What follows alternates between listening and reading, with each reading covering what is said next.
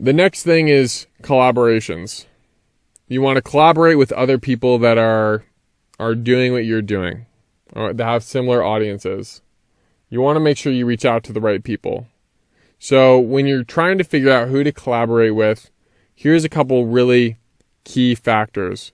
Is A, you want to make sure that they're growing. So looking at their social blade, saying, hey, you know what, this person every day, they're gaining another 500 followers. I should work with them because in a few months, they're going to be a lot bigger. I remember one time, there was 2 models that wanted to work with me. One had 1 million followers and one had only 100,000 followers. But they both wanted the same time slot in the same day. And I only wanted to work with one or the other. So most people would be like, you dummy, go with the 1 million followers, of course. But I looked at their social blade, and the person with the 1 million followers was losing 1,000 followers every day, where the person who had 100,000 followers was actually gaining 2,000 every day. So I worked with the person who had 100,000 followers because they were appreciating in value. Since they were appreciating so much, people were becoming hyper aware of them, and therefore they were hyper interested in who they are and who they hang out with, who they take photos with, who they surround themselves with, what they're into. They're hyper aware at that point when they're growing so fast. So that's the time to be working with them. Now, the other girl who is losing 1,000 followers every day, people were becoming so uninterested that they didn't want to see her again. They're unfollowing. So why would they care about the photographer that they're working with if they barely care about her anymore? So that's why I picked 100,000 over the 1 million, because one had a better value. And if I were to shoot with them, then in 5 to 6 months, when they hit 500,000 followers, I can be one of those people that shot with them early on before they got really big. Right? And I can be like, hey, remember when we shot when you only had 100,000 and all those different things. So it's like a little investment. So make sure you're picking people that are growing and developing. You don't want to work with people who can barely do it anymore, who don't like doing it, because A, that's very uninspiring. And B, it's not going to do much for you. Those followers, no matter how much they have, are not going to be very engaged, and you're probably not going to get a whole lot out of it. So make sure you work with the right people, and make sure that those people also align with your branding, align with what you're doing. Make sure their mindset mixes with yours, because those followers will resonate with you best. Now, when you do collaborate with them, make sure you brainstorm clear and concise ideas to do with them. Okay? It's so important to have really good thought out ideas with these collaborations, because just a little extra time, an extra 30 minutes just thinking about the idea, holy moly, you'll come up with such great ideas when you take extra time to think about them that will greatly improve your content. It'll be well thought out. It'll be very clever. It'll be good. That's how you make it better. You just think about it a little bit longer than everybody else. And if you have better content, the more people will want to follow you. It just takes one good photo, one good post to blow up. One good one. If you're thinking of 5 new good post ideas a day, you're just throwing the odds so much more in your favor out of all these other people that won't even think of one post idea a day. Think about it. Think about what you're going to do with these people before you reach out to them. Now, when you write the email to them, here's my email template. Here's what I do when I reach out to a brand or another creator or an influencer. I write, hey, name, if there's a name. Maybe it's a brand and there's no name associated with it. I'll say, hey, name. And I'll say, a genuine compliment. So something that speaks directly to them. Not, I love your style. Not, I love your work. Not, I love your clothes. Whatever it is. You want to say, hey, I love how you worked with this person. I thought it was really awesome that you guys did this. Hey, I love what your company stands for. Something to that extent. Okay, a genuine compliment that lets them know that you're talking to them. Okay, the next thing is you then want to introduce yourself. If you can introduce yourself with authority, even better. Okay? What that means is when I introduce myself, let's just say I'm trying to reach out to a singer. Well, then I say, hey, my name is Nathaniel. I'm a photographer. I've also shot with other singers such as this person, and this person. And when I list those people, their names are hyperlinked. So if they click on their names, it will take you to their Instagram account, to a post that they made. That is a photo that I have taken of them. So they will see that when they click on those people's names, that I have actually worked with them, and the work we created was so good that the artist used it. So it's very clear, almost testimonials. And when I do that, I become an authority on what I'm talking about. All of a sudden, I'm not just a photographer. I'm a photographer that shoots singers, that is good at that. And I am including social proof. The social proof being other singers like them have worked with me as well. And in the beginning, when we have a genuine compliment, we're increasing likability, we're increasing, relatability, because we're genuinely complimenting them. After you've introduced yourself, you then want to state what you want to do for them.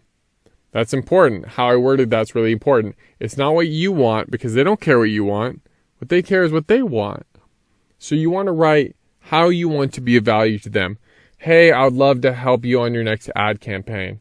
Hey, name, I'd love to go and take behind the scenes photos for you. Hey, I'd love to, help you out with this or that. I'd love to, if you're a model, hey, photographer, I'd love to be your model for your next shoot. If you need anything for a brand that you're working for, whatever it is. How you want to be of service to them. Because then that says, hey, you don't just want to work with me, you want to help me. You're on my team. Okay? And the next thing, and here's the most important, is having a unique selling proposition. This is really important. Something that makes you unique, and therefore we're including scarcity, okay? Because you're unique, this is how you stand out. So I will always say something like, if you're interested, here are 3 reasons as to why this is going to be a different kind of shoot. This is going to be a different collaboration. Number 1, maybe I'll send you all the photos unedited. Number 2, I've got this great unique idea. Number 3, I could do this for you too. And I try to include 3 reasons that will make it different than anything else that they've done before. Because now you're piquing their interest. Now this is a scarce and unique opportunity to be diverse. Maybe you can appeal, hey, I'll help you with your next IGTV video. And as we know, IGTV is on the come up. So now you're helping them in some way, and you're like, oh, maybe I should do this. You really get their gears turning with this part. Okay, the last thing at the end there is what I'll say is, if you're interested in seeing examples of my work, click here to see my portfolio. Click here to see my Instagram. I never include full links. It's always click here, hyperlinks, and things like that, because you want it to be short, concise, and to the point. This is the gazelle looking for the pond. You want to make it very clear, nothing too flashy, nothing too crazy. Make it simple. Draw them in, get them to the pond. Okay? So very clear, concise, to the point. After that, instead of saying let me know, everybody says let me know at the end of an email. You want to say something like, I look forward to hearing back from you. I look forward to working with you. By doing this, you're prompting the next response. They're saying, what you're saying to them is, hey, I'm going to be waiting for you. You better get back to me. And they'll feel now compelled to get back to you because A, you have value. B, they like you more because you're on their team and you complimented them, and they have social proof. They say, oh, other people have worked with them, I got to work with them too, and they must be good at what they do because these people work with them. You start to appeal to all these different factors and emotions that makes them want to work with you. And then at the end, you just do your little sign off, sincerely, your name. Sincerely, cheers, your name, whatever it is. I remember one day I had worked with this one influencer that had over 10 million followers, okay? And their manager told me I had one of the best emails that they'd ever gotten. They'd only worked with 3 photographers ever, and I was one of those photographers. Over 10 million followers. I remember spending the day with that person. They showed me all the emails that the influencer had gotten. And all of them said the same thing. Hey, I'm a photographer from LA. I want to work with you. I'd love to work with you. Let me know if you're interested. Here's my Instagram. That is not a good way to stand out. Use this method I've taught you here today for reaching out to other people to collaborate with. And that is, hey, their name, a genuine compliment, introduce yourself with authority, and then say how you want to be of value to them. Then you give them your unique selling proposition, followed by, if you're interested, here's examples of my work. Click here. And then I look forward to hearing from you. Sincerely, your name. That is a much more powerful template that will get people's attention. That is still professional, simple enough where they don't open it up and say, whoa, this is 90 paragraphs long. I'm not going to read this. This is clear. Okay. Now, when you're reaching out to a creator or a brand or an influencer, there's a few factors. Number one is be cool and be patient, okay? Sometimes if somebody doesn't get back to you, it's not because they're not interested. It's just they opened it and they got busy, or they didn't feel like replying that day, or they got other things going on. It doesn't mean they don't want to work with you. There could be a million other factors that are, being taken into account for that particular moment. It's okay to follow up with them. I remember this one person, they emailed me 5 times, and they kept on saying, hey, I just want to make sure you got my last email. And finally, by the 5th one, I was like, all right, I got your emails. I'm totally down. I'm sorry, I've been really busy. Let's make this happen. And I made it happen. The persistence paid off. I wasn't bugged by it. I understand, they want to work with me. And I appreciate the persistence. So being a little persistent, once a week or once a month, reaching back out saying, hey, did you get my last email? I just want to make sure. I really want to make sure this happens. You will get a response. You will get their attention. Okay, but be cool about it. Be patient. If they don't want to work, it's okay. If they're trying to charge you, it's okay. Be cool and be patient. These are just normal people that are trying their best to get their shit together. Okay? You never want to burn a bad bridge. You don't want to get all upset about anything, no matter how ridiculous they might be. If they all of a sudden say, oh, I got to charge you $9 million, and you're like, what the hell? That's not a time to be like, you are full of it. No, don't get angry, because then they're going to tell all their other influencer friends, hey, don't work with this person. Look how angry they just got. Be cool. Just say, oh, that's awesome. They charge that much. I can't afford that right now, but if you need somebody for backup to help you on anything, I'm super interested in being at least a helping hand in the time being before I can pay you. Find some way to mitigate it, to make it happen. Anyways, find a loophole in their thinking that will still at least get you in the door. Because if they're saying, yes, but, I charge this, or yes, but, that, they just are looking for the right excuse to approve you. Okay? All right. So the next thing is you want to make sure your content represents what the person you're reaching out to likes to post. For instance, if you're reaching out to models as a photographer and you only post landscapes, you're probably not going to get a reply, because they need photos of themselves and you seemingly can only take photos of landscapes. Or if you're a brand, we're reaching out to an influencer and you're some sort of, underwear line, and you're reaching out to, somebody who only posts in very, conservative, or, in long dresses or something like that. If they don't post anything like that, they're probably not the right person to reach out to. Make sure what you post represents what they like to post. It should be harmonious. So here's something that I do, and this is very sneaky, okay? If I know that there's somebody in particular that I really want to work with, I will make sure that my next 9 to 12 posts will be somewhat looking like what they like to post, okay? I will first start by trying to reach out to them, and if I do not get a response, then I'll start to do this. And on top of that, what I will do is, if I really want to work with somebody in particular and they're not getting back to me, I will look at the people that they follow and try and shoot with as many of those people as I can. So I'll try and find the smaller people who have smaller followings that they follow, who would love to work with me no matter what. I go and I work with them, because if I shoot with all of these different people And then I send them all of their photos at the same time, and all of them start posting me.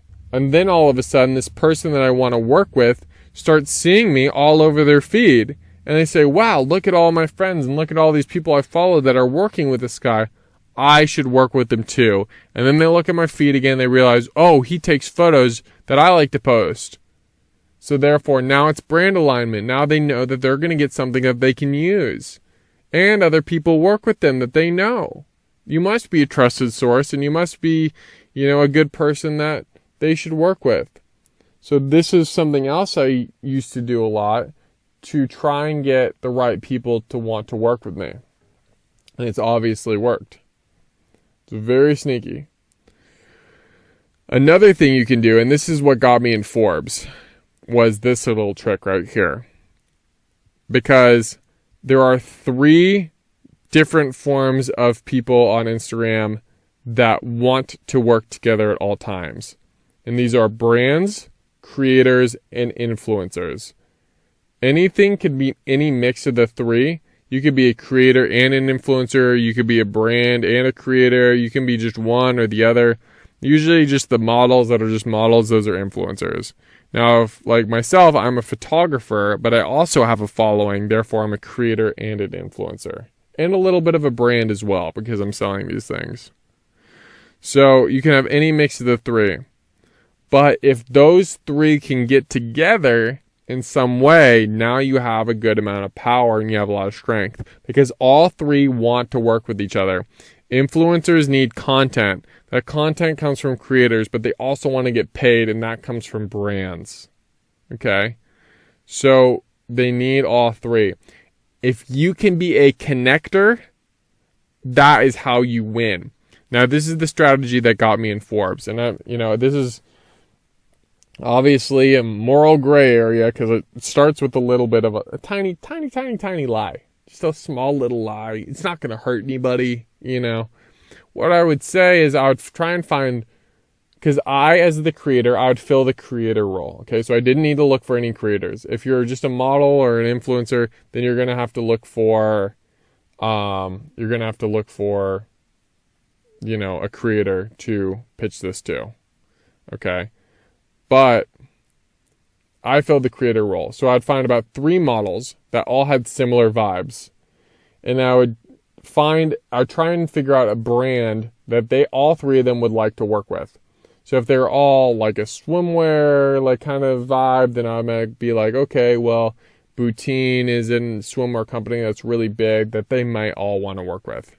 So what I might pitch to them is I might say, hey, I'm doing this trip for Boutin.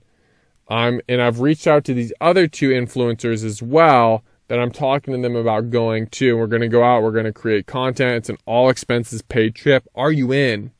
And they're going to be like, wow, I've always wanted to work with that company. And these other influencers might come too. Yeah, I'm in. Let's do it. Okay. Even if you haven't gotten the yes from the other people, just say I'm talking to those other people too. So they know, the kind of idea. And you pitch them a place, oh, we're going to go to, San Diego. We're going to fly out to LA. We're going to go somewhere. We're going to go to Florida. All right, whatever it is. Just pitch a plan and idea, because a lot of people want to travel. Now, here's what you do. Now you go around, you go back to the brand. You go to the brand, and you either message them on Instagram, you email them, you find a way to contact them. And you say, hey, I'm going to this place with these influencers. We're going to be creating content. We would love to shoot some products for you. I'd love to have these influencers shout you guys out so you guys get exposure. If you're really savvy and you know that they do Facebook ads, you can say, hey, we'd be also happy to try creating a few test content pieces for your Facebook ads. That is a really big seller for brands, by the way, is if you can create test pieces for their Facebook ads, they will love that. So you say, hey, we can do all this different stuff. We're just looking to get the trip expenses paid for. And most of the time, you have these big influencers, they're going to be like, hell yeah. And by the way, most influencers under 200,000 followers will typically take the all expenses paid trip. Some of them that are a little bigger will look for compensation on top of that. But if it's a big enough person and it's right and the price is right, sometimes the brand will do it. So here's what you do is you say, okay, it's going to cost $400 for gas, for flights, whatever it is, $400 for everybody to go here and stay there for the night or for 2 nights or whatever it is. And then I want to get paid $200. So you go and you pitch the brand, hey, it's going to cost $600. And now you get paid, you get to travel, you get to work for this company, you get to work with the influencers you like. Everybody's winning across the board. If you're a model, you can try and find 2 other influencers, and you can try and find a brand and then a photographer, a videographer, or whatever it is, and just fill all the positions.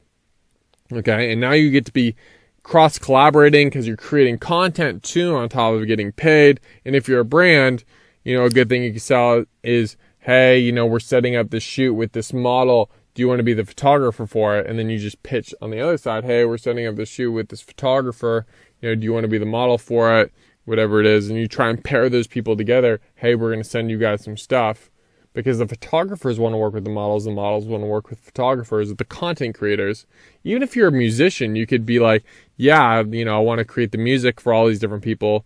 I want to create a music video. Maybe I can get videographers and models and brands to all work together, and I'll just create the soundtrack for it. I'll use one of my songs. Something like that. Finding a way to tie yourself in as a creator to all these different things, or an influencer or a brand, and connecting them. And that's the way you win and you get to work with everybody. Because even if you're not as qualified, if you bring plenty of other qualified people to the board, everybody else is going to want to come too. They're going to want to be a part of it. So that little thing actually got me out of my first job because I started doing it about every single weekend, traveling with different content creators and influencers and shooting for brands. And many of these brands went on to want to do it every month. And they would pay me on top of it. And that's how I got out of my job initially, was just bridging this gap between everybody and doing it well and harmoniously and making sure the content I delivered was in exactly what they were kind of looking for.